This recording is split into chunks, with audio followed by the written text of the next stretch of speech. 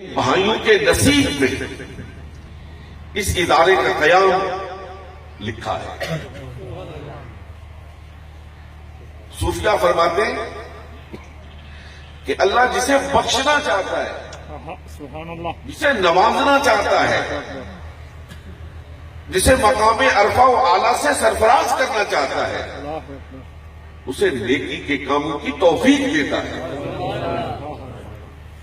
اللہ جسے پیار کرتا ہے اسے ہی ایسے اچھے کاموں کی توفیق عطا فرماتا ہے۔ اللہ اس خاندان سے محبت کرتا ہے، اللہ اس خاندان کو نوازنا چاہتا ہے، اللہ رب العالمین اس خاندان کو اپنی محبتوں سے سرفراز کرنا چاہتا ہے۔ اسی وجہ سے اس اللہ نے ایک ایسا صدقہ جاریہ ان کے نصیب میں لکھ دیا ہے کہ اگر ہم یہاں پہ یقیناً مسجد بنانے میں کامیاب ہوں گے، یقیناً کامیاب ہوں گے، اور میں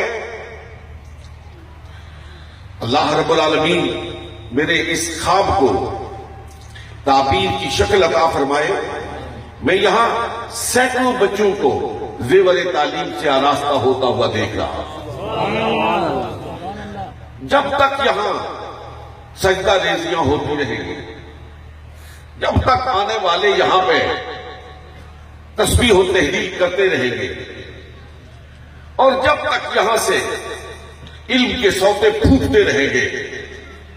اس نسل کے جو لوگ اس زمین پر چل رہے ہوں گے، یہاں عزتیں اور عظمتیں آگے بڑھ کر ان کے قدم چوم رہی ہوں گی، اور جو اس زمین کے نیچے چلے گئے ہوں گے، خدا کی قسم ہے کہ ادھر لوگ قرآن پڑھ رہے ہوں گے، ادھر لوگ حدیث پڑھ رہے ہوں گے، ادھر لوگ نمازیں پڑھ رہے ہوں گے، ادھر ان کی قبروں میں چراغ جل رہے ہوں گے۔ تفصیل کی گنجائش نہیں۔ سیدنا ابراہیم علیہ السلام کو جب اللہ جل وعلا نے حکم ارشاد فرمایا کہ میرا وہ گھر جسے حضرت آدم نے تعمیر کیا تھا، حضرت ابلیس نے تعمیر کیا تھا، اس کی نشانات گم ہو گئے ہیں، وہاں پھر میرا گھر تعمیر کیا جائے۔ لمبی روایت ہے۔ تو اللہ کے حکم کی تعمیل میں مسجدیں بنانے والوں کے یہ مدعا جاں فضا ہے۔ اللہ کے حکم کی تعمیل میں قرآن کہتا ہے کہ دو پیغمبر، باپ بھی پیغمبر، بیٹا بھی پیغمبر، اس اللہ کے گھر کی دیواریں چل رہی ہیں۔ وَإِذْ يَرْفَعُ إِبْرَاهِيمُ الْقَوَاعِدَ مِنَ الْبَيْتِ وَإِسْمَاعِيلُ رَبَّنَا تَقَبَّلْ مِنَّا إِنَّكَ أَنْتَ السَّمِيعُ الْعَلِيمُ۔ باپ اینٹیں لگا رہا ہے، بیٹا اینٹیں لا رہا ہے، باپ گارا لگا رہا ہے، بیٹا گارا لا رہا ہے۔ ذرا اس منظر کو تصور میں لا کہ حضرت ابراہیم علیہ السلام ابو الانبیاء اپنے مبارک ہاتھوں سے، اپنے نبوت کے ہاتھوں سے اینٹیں چن رہے، اور وہ نوجوان بیٹا،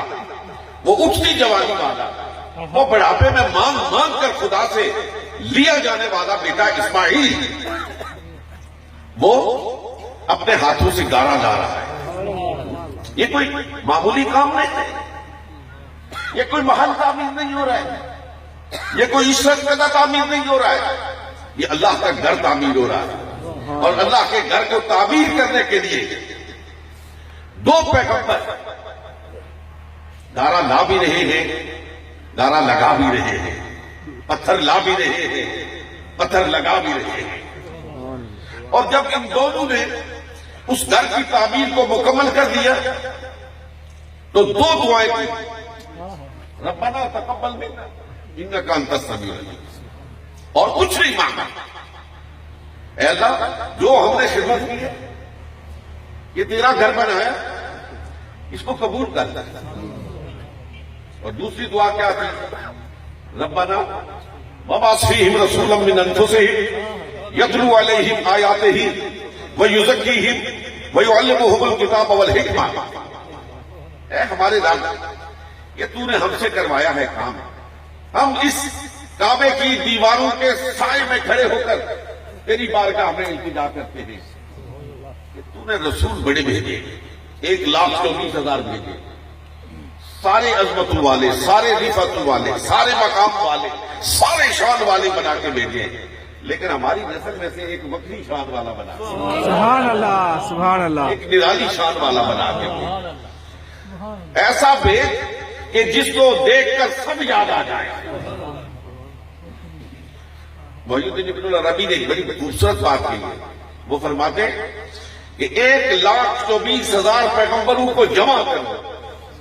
1,24,000 پیغمبروں کو جمع کرو تو محمد الرسول اللہ بنتے ہیں،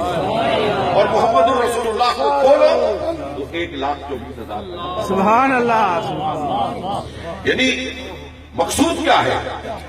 کہ 1,24,000 پیغمبروں کے مناقب اور فضائل اور حسن و جمال کو جمع کرو تو سید الرسول بنتے ہیں، اور سید الرسول کے جمال کو کھولو، ان کے مناقب کو کھولو، ان کے فضائل کو کھولو تو 1,24,000 پیغمبر بنتے ہیں۔ اسی کو شیخ نے مختصر کر کے کہا تھا کہ حسن یوسف دم عیسیٰ ید بیضاداری، حسن یوسف دم عیسیٰ ید بیضاداری، آج خوبا ہمدارت و تو تنہا داری۔ میرے آقا میرے مولا جناب محمد رسول اللہ صلی اللہ علیہ وآلہ وسلم کی بعثت مبارکہ ہوئی، دونوں پیغمبروں کی دعا کو قبولیت کے شرف حاصل ہوا، اور حضرات محترم میں تیزی سے سفر کرتے ہوئے آگے چلتا ہوں۔ میرے آقا علیہ الصلوۃ والسلام کے اسوہ حسنہ کے روشن مینار آپ کی سیرت طیبہ میں جاں بجا نظر آتے ہیں، لیکن آج کی اس نشست کی مناسبت سے میں یاد کرنا چاہتا ہوں کہ میرے آقا نے جب مکے کو چھوڑا اور مدینہ طیبہ میں بسیرا کیا تو جو سب سے پہلا کام کیا، سب سے پہلا کام، جو سب سے پہلا کام نبوت کے ہاتھوں سے عمل میں آیا وہ کیا تھا؟ لَمَسْجِدٌ أُسِّسَ عَلَى التَّقْوَىٰ مِنْ أَوَّلِ يَوْمٍ أَحَقُّ أَن تَقُومَ فِيهِ۔ سب سے پہلے قباء کی بستی میں میرے آقا میرے مولا جناب محمد رسول اللہ صلی اللہ علیہ وسلم نے مسجد تعمیر فرمائی۔ پھر وہاں سے آپ آگے چلتے اور مدینہ طیبہ وہاں سب سے پہلا کام کیا کیا؟ وہاں بھی سب سے پہلا کام میرے آقا علیہ الصلوۃ والسلام نے، آپ کے آقا علیہ الصلوۃ والسلام نے کیا کیا؟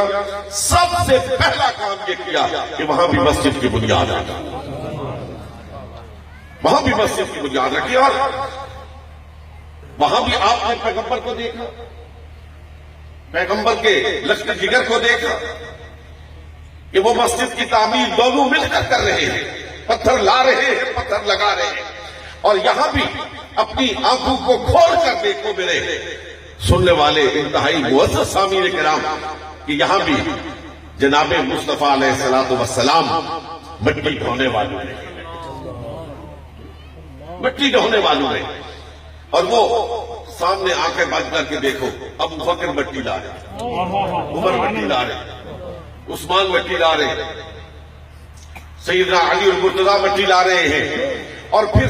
یہ سارے اس وقت وجد میں آ جاتے ہیں جب اپنی آنکھوں سے دیکھتے ہیں کہ سامنے سے سید الرسل خاتم الانبیاء جناب محمد مصطفیٰ علیہ تحیۃ والثناء صلی اللہ علیہ وسلم اپنے سر اقدس پر مٹی کی ٹوکری اٹھائے ہوئے آ رہے ہیں۔ سبحان اللہ۔ روایت میں آتا ہے کہ کیفیت یہ تھی کہ اس ٹوکری سے مٹی نکل رہی تھی اور واللیل اذا سجا کی زلفوں پہ گر رہی تھی، سرکار کے مبارک بازو پہ وہ مٹی چھن چھن کر گر رہی تھی۔ صحابہ کرام اس منظر کو دیکھ کر وجد میں آ گئے اور پکار اٹھے، نحن الذین بایعوا محمدا، نحن الذین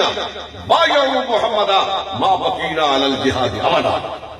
آپ وہ لوگ ہیں جنہوں نے اپنے آپ کو سرکار کے قدموں میں بیچ دیا ہے، فروخت کر دیا ہے۔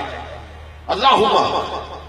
سرکار علیہ الصلوۃ والسلام نے جب اپنے ان جانشینوں کو اس وجد افریقی کیفیت میں دیکھا تو سرکار علیہ الصلوۃ والسلام پکار